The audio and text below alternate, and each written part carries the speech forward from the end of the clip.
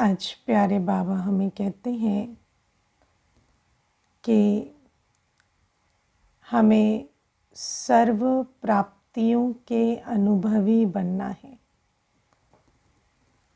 बाबा से जो सर्व प्राप्तियां हुई, बाबा जो सर्व प्राप्तियां दे रहे हैं, उन सर्व प्राप्तियों की अनुभवी मैं आत्मा बनूं। अब बाबा तो हमें एक नहीं, दो नहीं, सर्व प्राप्तियां दे रहे हैं। ज्ञान रतन भी कितने वैरायटी दे रहे हैं। हर गुण, हर शक्ति का भंडार जैसे हमारे सामने रख रहे हैं। कितनी अवस्थाओं के अनुभवी बना रहे हैं। सर्व संबंधों का अनुभव बाबा हमें दे रहे हैं। सर्व संबंधों के सुख की प्राप्ति। लेकिन क्या हम सर्व प्राप्तियों के अनुभवी बन गए? अनुभवी बने? कैसे बनते हैं सर्व प्राप्तियों के अनुभवी? जब एक्सपेरिमेंट करते हैं तो एक्सपीरियंस करते हैं। एक्सपीरियंस माना अनुभव। कोई भी अनुभव करने के लिए एक्सपेरिमेंट करना पड़ता है। बाबा से प्राप्ति मिली, उस प्राप्ति को प्रयोग में लगाना, तब अनुभवी बनेंगे।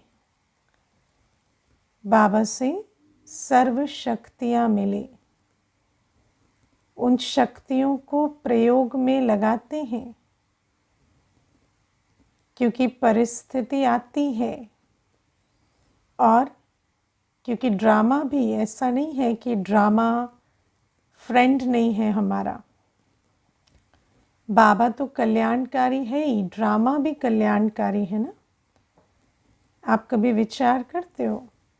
बाबा के लिए कल्याणकारी शब्द यूज होता है। बाबा कल्याणकारी है, शिव कल्याणकारी। और दूसरा कल्याणकारी शब्द किसके लिए यूज होता है? ड्रामा के लिए। अब बाबा कल्याणकारी है, ये निश्चय है। इसलिए बाबा से, बाबा की याद में रहते हैं। लेकिन ड्रामा कल्याणकारी है, कई बार ये निश्चय नहीं होता। होता है 100% की ड्रामा कल्याणकारी है। हाँ? किस किस को 100% निश्चय है कि ड्रामा की हर सीन कल्याणकारी? कभी भी क्या क्यों नहीं आता।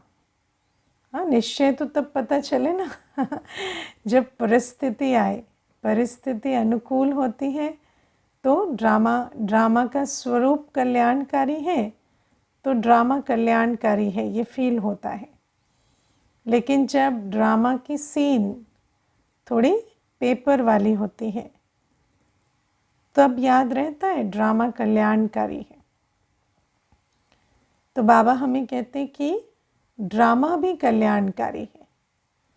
अब ड्रामा में ये जो सीन्स आती हैं, वो क्यों आती हैं?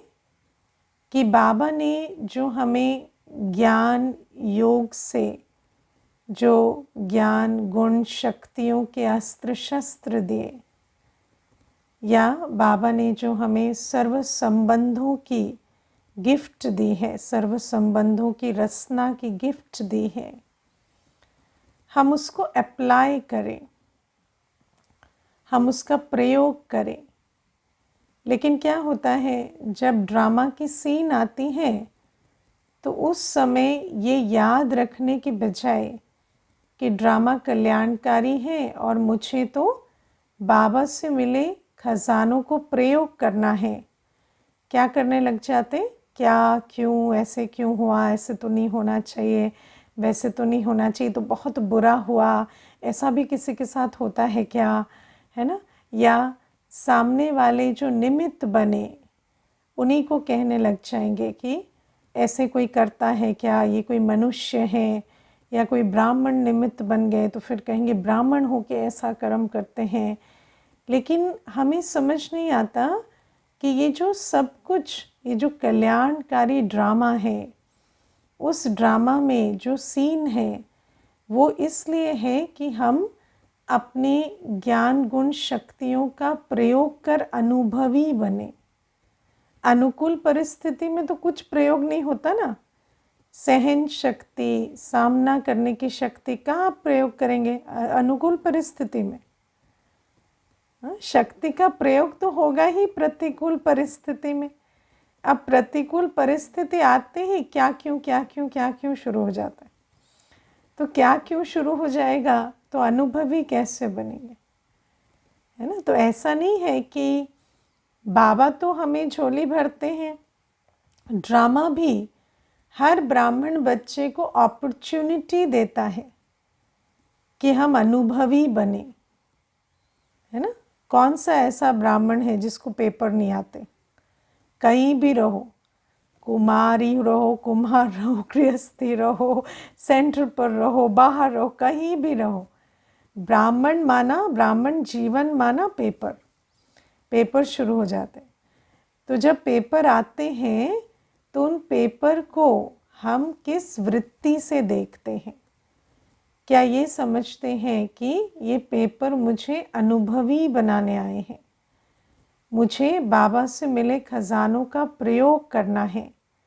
या ये समझते हैं कि ये पेपर क्यों आए हैं, क्यों करते रहते हैं? तो पेपर, देखो बाबा को तो बच्चों से प्यार है ना। पेपर आएगा, पेपर चला जाएगा, है ना। ऐसा नहीं है कि कोई पेपर हमेशा के लिए रहेगा, लेकिन उस पेपर में जो मुझे बनना था वो मैं बनी या नहीं।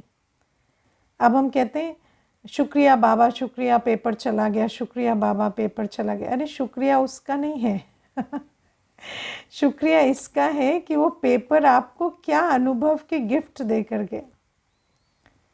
ऐसे तो पेपर आया, पेपर चला गया, उस पेपर का यूज़ ही कुछ नहीं हुआ ना। तो ये जो ब्राह्मण जीवन में जब हम शिव बाबा के साथ हैं तो जो भी पेपर आते हैं वो क्यों आते हैं? ताकि हम अनुभवी बने। लेकिन मेजॉरिटी बच्चे क्योंकि भक्ति के संस्कार होते हैं तो क्या क्यों में ही पेपरों को गंवा देते हैं और अनुभवी नहीं बनते। वरना क्या है ना, एक ब्राह्मण एक एक छोटी छोटी परिस्थिति से लेकर बड़ी बड़ी बातों में जब ज्ञान को, गुणों को, शक्तियों को अप्लाई करते हैं। देखो मुझे एक बार किसी ने कहा कि मुझे पूरा ऑफिस इग्नोर करता है ना। मैं नए ऑफिस में गया हूँ और मुझे कोई भी फ्रेंड, कोई भी मतलब प्यार से अप्रोच नहीं करता। वहाँ ऐसा हॉस्टाइल एनवायरनमेंट है, सब ऐसे, है ना, अपमान की दृष्टि से देखते हैं या ऐसे वेलकम नहीं करते। तो मैंने कहा कितना अच्छा है ना, अभी आप स्वमान का अभ्यास करो। क्योंकि सब जब सम्मान देते तो कहाँ स्वमान का अभ्यास करेंगे? कर सकते हैं स्वमान का अभ्यास? कोई स्वमान का अभ्यास नहीं, है ना। जब सब गालियाँ दे रहे हो तो स्वमान का अभ्यास करो, चेक करो कितना अच्छा हम अपनी स्वमान की स्थिति में रह पाते हैं। और मन मन मुस्कुराओ कि मैं पास हुआ। तो अगर 1 महीने, 2 महीने, 6 महीने वो पेपर रहा, कितना अच्छा आपका स्वमान का अभ्यास हो जाएगा। अभिमान अपमान का जो खेल है उससे आप मुक्त हो जाएंगे। लेकिन उस समय पर सोचेंगे ऑफिस कैसे बदलें, ऑफिस कैसे बदलें, यहाँ का तो एनवायरनमेंट ठीक नहीं है, यहाँ का एनवायरनमेंट ठीक नहीं है, तो ऐसे नहीं चलता।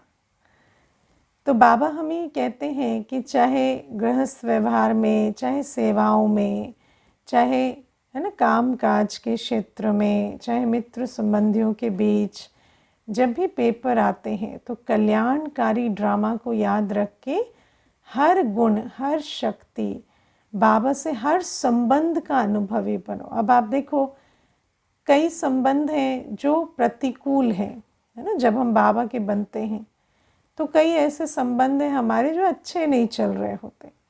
जैसे एक बार एक माता आई थी तो उसके लौकिक पिता ने शरीर छोड़ दिया था। पिता से उसको बहुत प्यार था। तो जब पिता का शरीर छूटा तब ज्ञान में आई, तो एकदम से बहुत खुश हो गई कि मुझे बाबा मिल गया। लौकिक पिता तो नहीं है पर मुझे पारलौकिक पिता मिल गया। तो बाबा से पिता का संबंध एकदम जोड़ लिया, है ना। कहती कि पिता को भी तो हम रोज़ मिलने या फ़ोन एटलीस्ट करते थे या याद में रहते थे, तो अभी शिव बाबा को क्यों नहीं, शिव बाबा तो पारलौकिक पिता है। तो एकदम पिता का संबंध जोड़ लिया। लेकिन कई ऐसे संबंध होते हैं जो हम बाबा के बनते हैं तब भी वो संबंध बहुत अच्छे देहधारियों के साथ अनुकूल चल रहे होते हैं, है ना। मानो बच्चे का संबंध बहुत अच्छा चल रहा है, या भाई का संबंध बहुत अच्छा चल रहा है, या युगल का संबंध अच्छा चल रहा है। अब वो जो संबंध है वो मैंने बाबा से जोड़ा नहीं। क्यों? क्योंकि वो तो देहधारी से जुड़ा हुआ है ना। तो ऐसा लगता है कि हमने सर्व संबंध बाबा से जोड़ लिए, लेकिन जो संबंध अच्छे चल रहे होते हैं वो बाबा से नहीं जोड़ते। तो उन संबंधों के हम अनुभवी नहीं बने। जो कटु थे वो तो उसके अनुभवी बन गए, लेकिन ये वाले संबंध बाबा से जोड़े नहीं। अब इन संबंधों में जब खिटखिट आती है, कुछ ना कुछ तो होता है ना। हाँ, मानो 3 घंटे 4 घंटे की ही खिटखिट हुई, कोई ऐसी बड़ी खिटखिट नहीं हुई, लेकिन वो 3-4 घंटे की खिटखिट में भी मुझे उस समय एक अपॉर्चुनिटी मिलती है कि बाबा से वो संबंध का अनुभव करो, है ना। जैसे मुझे एक माता कहती थी कि मेरी बेटी जो है वो और मैं एक कमरे में सोते हैं, तो मैं कभी अकेली नहीं सोई दीदी। तो बाबा के भी बने या ज्ञान काल में भी बेटी हमेशा कमरे में सोती थी साथ में। तो अभी क्या हुआ, जब बेटी को हॉस्टल जाने की बारी आई, है ना, बेटी बड़ी हो गई, पढ़ने के लिए बाहर जाना था, तो मुझे कहती कि अब ना दीदी बहुत डर लगता है, अकेले कमरे में नहीं सो सकते। मुझे ऐसा लगता है कि अकेले कमरे में कैसे सोएंगे, क्योंकि बाकी तो ठीक है, बाबा की याद में पूरा दिन बीत जाता है, लेकिन मुझे ना अकेले एक कमरे में अकेले सोने में बहुत टेंशन होती है। तो मैंने उसको कहा कितना अच्छा है ना, देखो बाबा हमेशा कहता है कि बाबा की याद में सो जाओ, बाबा के साथ सो जाओ। लेकिन हम क्या सोचते हैं कि, है ना, सोच रहे हैं कि बाबा के साथ, है ना, बाबा की याद में सोए, लेकिन वास्तव में शक्ति कौन दे रहा है? बेटी। तो अभी क्या है, अभी बेटी जा रही है ना, अभी ये जो बाबा के साथ ये संबंध रखो कि एक बाबा और मैं, मुझे बाबा की यादों में सो जाना है, बाबा की गोद में सो जाना है, मैं अकेली नहीं हूँ, बाबा मेरे साथ है। तो फिर उसने कहा कि लेकिन ये मैं चेंज कैसे लाऊं? तो मैंने कहा चलो एक ट्रांसलाइट लगा लो कमरे में, है ना, बाबा की लाइट लगा लो, तो बाबा की लाइट जलती रहेगी तो ऐसा लगेगा बाबा साथ में है। तो उसने वो विधि अपनाई और कितना अच्छा, बेटी गई हॉस्टल और एक भी संकल्प नहीं चला, कितने प्यार से बाबा के साथ रहने लगी माता। अब क्या हुआ, सेम सिचुएशन उसकी लौकिक भाभी के साथ हुई, है ना। तो वो ज्ञान में भी नहीं थी, लेकिन उसको फिर इस माता ने कहा देख मैंने ना इस सिचुएशन में ये किया था, तू भी ना ट्रांसलाइट लगा ले। और समझ कि शिव बाबा साथ में है। तो ऐसे करके उसको युक्ति दी। और फिर वो जो माता थी, जो उसकी लौकिक भाभी, वो ज्ञान में भी नहीं थी, लेकिन जब वो ऐसा की और उसको अनुभव हुआ कि सच में मुझे डर नहीं लग रहा, मुझे ऐसा नहीं लग रहा मैं कमरे में अकेली हूँ, तो उसको ऐसे लगा जैसे शिव बाबा है।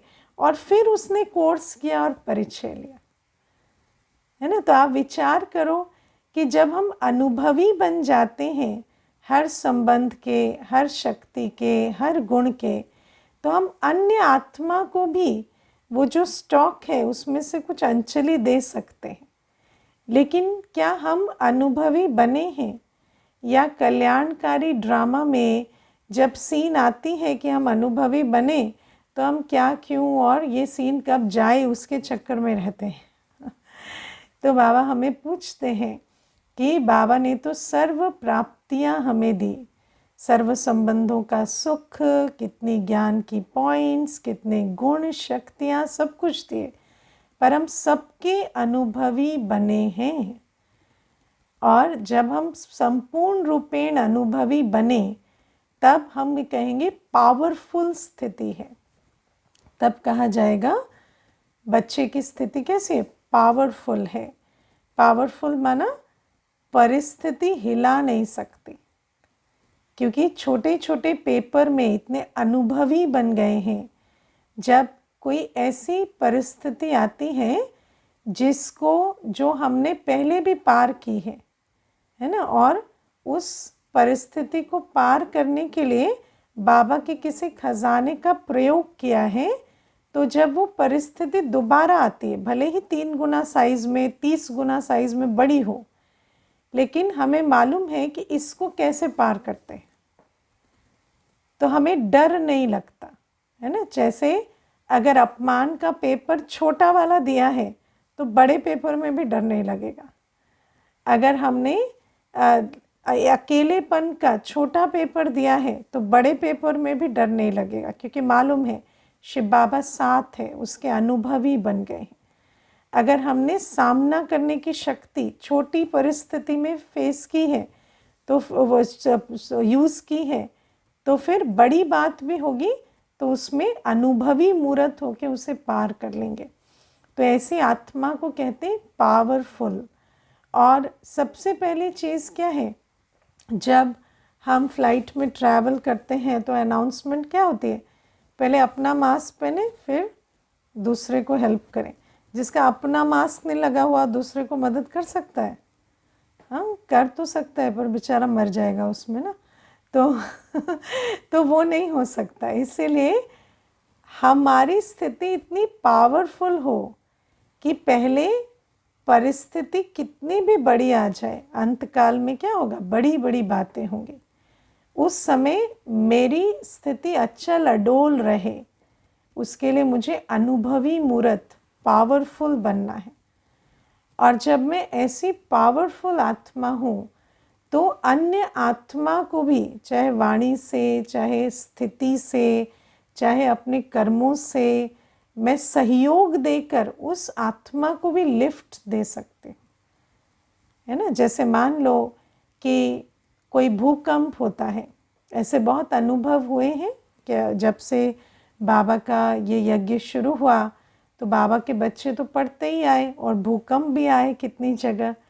तो ऐसा हुआ कि भूकंप हुआ, अब भूकंप में सब अस्त व्यस्त हो रहे हैं, तो जो बाबा का बच्चा है वो एक तो अचल अडोल रहा, और फिर उसको अचल अडोल देखकर कई ऐसे, उनको पता भी नहीं कि माइंडसेट क्या है, लेकिन जो बाकी सब दौड़ रहे थे, हलचल में थे, इसको देखकर वो भी थोड़ा शांत होकर, है ना, एक जगह बैठे, या जो इसने विधि अपनाई वो अपनाए।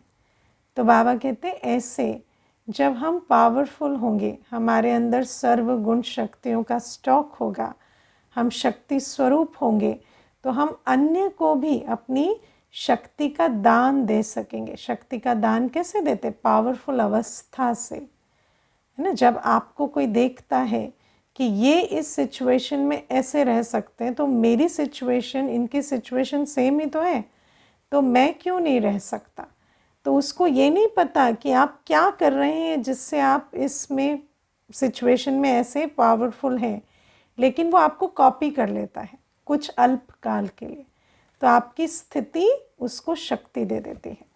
तो बाबा कहते ऐसे जब हमारा फुल स्टॉक होगा तो हमारे द्वारा अनेक आत्माओं को प्राप्तियां होंगी, और इसी को कहते हैं सफलता मूर्त। क्योंकि जब स्वस्थिति में स्थित रहें, अचल अडोल रहें, तो एक तो वही सफलता है कि परिस्थिति हिला नहीं पाती, दूसरा अन्य आत्माएं भी हमारे से कुछ प्रेरणा लें और उनकी स्थिति भी पावरफुल बने। तो बाबा ने आज कहा ना, सबसे बड़ा दान क्या है कि अन्य आत्मा को भी हम लिफ्ट दे सके, तो ये भी सफलता का आधार बन जाता है। ठीक है। फिर प्यारे बाबा आज हमें कहते हैं कि हम बच्चों को बाबा मनुष्य से देवता बनने की पढ़ाई पढ़ाते हैं। बाबा हमें सुख धाम शांति धाम का रास्ता बताते हैं। और कैसा रास्ता? सहज रास्ता, है ना। देखो 63 जन्म से मनुष्य आत्मा सुख शांति का रास्ता ढूंढ रही है। 63 जन्म से सुख शांति का रास्ता ढूंढ रहे हैं। भक्ति करते हैं, तप करते हैं, जप करते हैं, तीर्थ करते हैं, क्या नहीं करते हैं। सब किस लिए? सुख शांति के लिए, मुक्ति, जीवन मुक्ति के लिए। और इतनी मेहनत करने के बाद भी क्या होता है? गिरती कला में ही जन्म पर जन्म आते जा रहे हैं। तो बाबा कहते मैं तुम्हें रास्ता बता रहा हूँ, जिस रास्ते से तुम्हें मुक्ति, जीवन मुक्ति, सुख शांति मिलेगी। तुम मनुष्य से देवता बनेंगे। और ये रास्ता सिर्फ हम बच्चों को मालूम है। और रास्ता कैसा है? बहुत सहज है, कोई बड़ा मुश्किल रास्ता नहीं है, है ना। क्या है रास्ता? बाबा की श्रीमत पर चलना, और मुख्य श्रीमत है बाबा को याद करना। लेकिन बाबा कहते हैं ये जो रास्ता है ये अब तुम्हें अन्यों को बताना है, क्योंकि वो भी बहुत समय से मुक्ति, जीवन मुक्ति के लिए रास्ता ढूंढ रहे हैं, ठोकरें खा रहे हैं। मुझे याद है एक भाई आए थे तो मुझे कहते कि देखो दीदी, मैं ना जो मुझसे हो सकता है, भगवान ने जो कहा है मैं वो सब करता हूँ, है ना। भक्ति मार्ग में थे, ज्ञान नहीं था उनको। तो कहते ऐसा कोई मंदिर नहीं जो मेरी नॉलेज में हो और मैंने अपना माथा जाके टेका ना हो। मुझे कहते हाँ, मेरी नॉलेज में नहीं होगा तो मैंने माथा नहीं टेका होगा, वो और बात है। लेकिन मुझे पता हो कि ये मंदिर है और मैंने माथा ना टेका हो, ऐसा नहीं है। तो मैंने कहा सारे मंदिर, इतने सारे राज्य, इतना। बोला हाँ, जो मेरी नॉलेज में है, जिस मंदिर का मुझे पता है, मैं हर जगह जा जा के माथा टेकता हूँ। तो आप सोचो एक मनुष्य आत्मा कितनी टाइम एनर्जी, कोई छोटी बात है? हाँ, इतने मंदिर, भारत तो मंदिरों का देश है। अब इतने मंदिरों में जा जा के माथा टेकना, माना कितना उसने इस जीवन का समय शक्ति लगाया होगा उसमें, है ना। फिर मुझे कहते मैं रोज़ सुबह उठता हूँ, जाता हूँ, कुत्तों को खाना खिलाता हूँ, चिड़ियों के लिए अन्न रखता हूँ, मैं सब कुछ करता हूँ जो भी सिखाया जाता है। लेकिन फिर भी मेरे अंदर दुख जो है वो ख़त्म नहीं होता, मैं बहुत दुखी, अशांत हूँ। तो कहते कि पता नहीं भगवान क्या चाहता है, पता नहीं किस चीज़ का इंतज़ार कर रहा है, शायद परीक्षा ले रहा है। तो जब भगवान की परीक्षा ख़त्म हो जाएगी ना, तो शायद मुझे सुख शांति मिलेगी। तो विचार करो कि मनुष्य कितनी मेहनत करता है ना, कितनी टिप्पण घिसाता है, कितने माथे टेकता है, कितनी मेहनत करता है। लेकिन बाबा हमें कहते हैं उसे सुख शांति का रास्ता नहीं मिलता। इतना करके भी मानो मिल भी गया, कोई अल्पकाल का सुखी भी हो गया, किसी को कोई पैसा मिल गया, कोई प्रोजेक्ट पास हो गया, कुछ हो गया, वो भी क्या बहुत थोड़ा सा सुख मिलता है। कोई स्थायी सुख या अतीन्द्रिय सुख का अनुभव नहीं करता।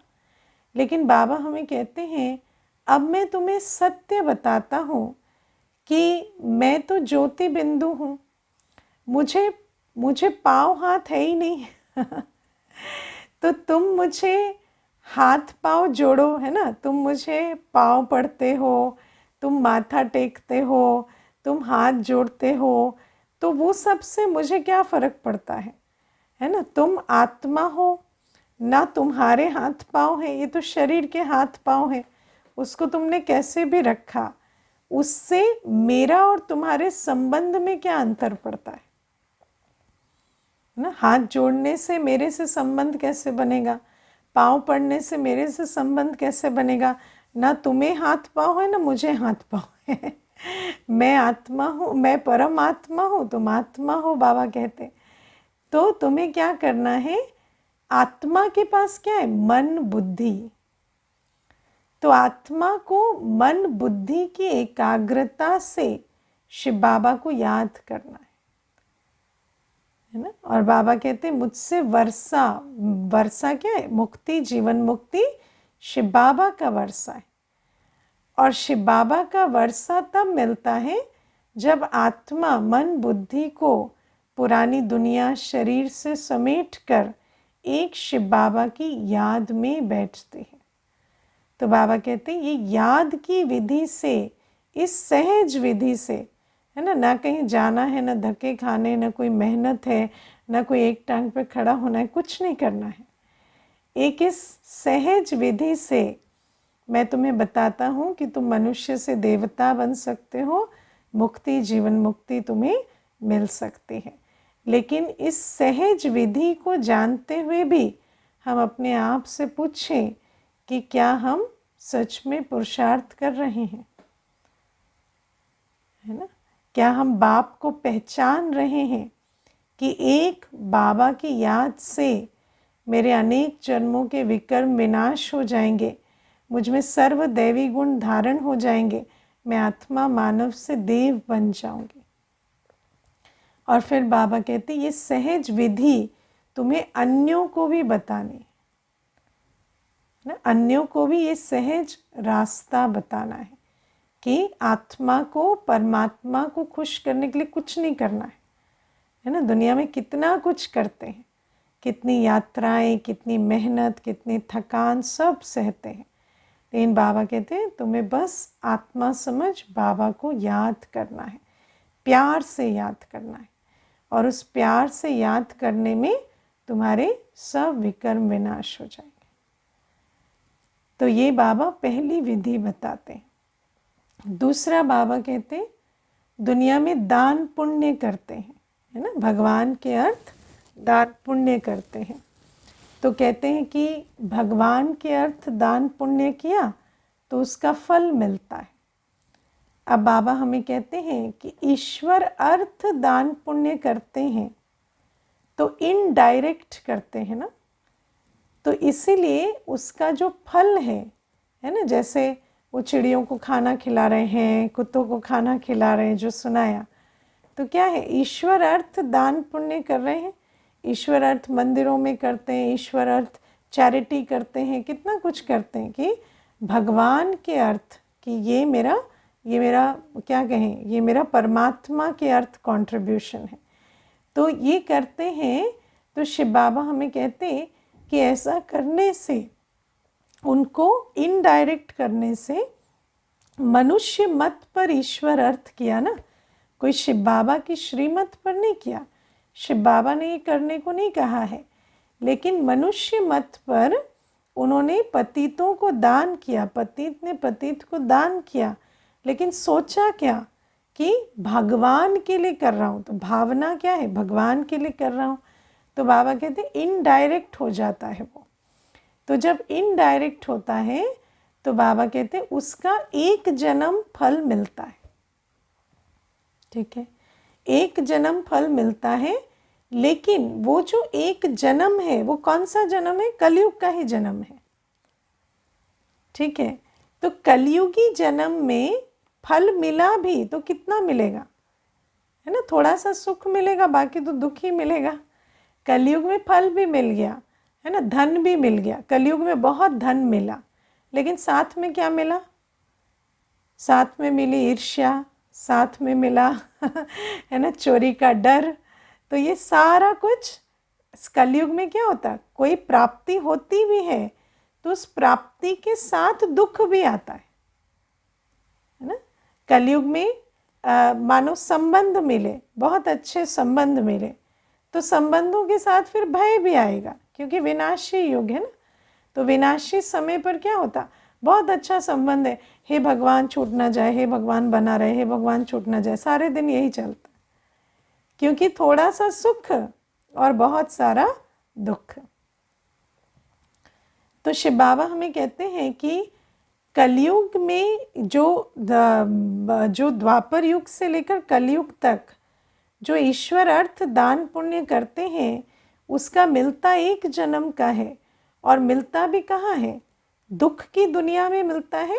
तो मिलता तो सुख है, लेकिन कितना सुख होगा? सुख से ज़्यादा दुख ही होता है। जैसे मैं एक बहुत अच्छी आपको बात बताती हूँ। मुझे कोई पूछते थे ना ऑफिस के टाइम पे कि आपको प्रमोशन चाहिए, तो हम कहते थे प्रमोशन मिले ना मिले एक ही बराबर है, क्योंकि प्रमोशन मिलती, सैलरी बढ़ती है और तलवार और लटकती है सिर पे, है ना। तो क्या है कि कलयुग में प्रमोशन मिलेगा, मान मिलेगा, शान मिलेगा, लेकिन उसके साथ में, है ना, और भी जो खतरे हैं वो भी बढ़ जाते हैं, क्योंकि जिम्मेवारियां बढ़ेंगी। और जिम्मेवारियां किस चीज़ की? जिम्मेवारियां उन चीज़ों की जिनको आप कंट्रोल नहीं कर सकते, तो उसके साथ बहुत सारा, है ना, प्रॉब्लम्स पड़ती हैं। तो मैं हमेशा ऑफिस में भी ये बात कहती थी कि मुझे तो ना सतयुग में ही राज्य चाहिए अब है ना। राज्य तो करना है, पर ऐसे कलयुग में नहीं करना, क्योंकि कलयुग में राज्य करने के लिए, है ना, जिन पर राज्य कर रहे हैं वो आपकी बात ही नहीं सुनते, है ना, तो फिर उन पर क्या राज्य करना है? तो कलयुग में राजा बनना नहीं है। राजा बनना है तो सतयुग में बनना है, ताकि राज्य भी ऐसों पे करे ना। कितना सुंदर, आप विचार करके देखो, सतयुग में राजा बनेंगे और प्रजा कौन है? देवताएं। हाँ, इतनी वेल बिहेव्ड प्रजा तो ऐसी प्रजा पर राज्य करना है ना। आजकल क्या है, भगवान बच्चा दे दो, भगवान बच्चा दे दो करेंगे, बच्चा हो जाएगा तो फिर सोचेंगे अरे ये बच्चा क्यों मिल गया, है ना, कोई और मिलना चाहिए था। क्योंकि बच्चा जो है वो इतने संस्कारों का पैकेज बैगेज लेकर आता है कि कुछ ही समय में टेंशन होने लगती है। तो बाबा इसीलिए कहते हैं कि अल्पकाल का सुख मिलता है लेकिन साथ में दुख बहुत सारा मिलता है। कलयुग में जब दान पुण्य करते हैं ईश्वर अर्थ इनडायरेक्ट, लेकिन जब हम शिव बाबा की श्रीमत पर अभी डायरेक्ट विश्व कल्याण में अपना सर्वस्व स्वाहा करते हैं, तो बाबा कहते इस विधि से तुम्हें सुख की दुनिया में 21 जन्मों का सुख मिलता है। तुम्हें कलयुग में प्राप्ति नहीं है, तुम्हें जो प्राप्ति होगी एक तो एक जन्म की नहीं, 21 जन्मों की, और वो भी सुख धाम में प्राप्ति होगी। तो सुख धाम में तन मन धन संबंध का सुख सच में सुख होता है ना। और दुख धाम में तो ये सुख है भी, तो भी दुख ज़्यादा है। तो बाबा कहते ये अंतर पड़ जाता है। और फिर बाबा कहते दूसरा जो दान पुण्य शिव बाबा हमें सिखाते हैं, दुनिया में तो मनुष्य के पास सिर्फ स्थूल चीज़ है दान करने के लिए, लेकिन बाबा हमारी झोली भरती है अविनाशी ज्ञान रत्नों से। और बाबा कहते ये ज्ञान रत्नों का दान मैं तुम्हें अभी सिखाता हूँ, और इस ज्ञान रत्नों के दान से तुम अनेकों का भाग्य बना सकते हो। और जो जितनों का भाग्य बनाते उनका अपना भाग्य उतना ऊंचा होता जाता। तो एक तो शिव बाबा के अर्थ सर्वस्व स्वाहा करने से 21 जन्मों का सुखधाम का रिटर्न मिलता।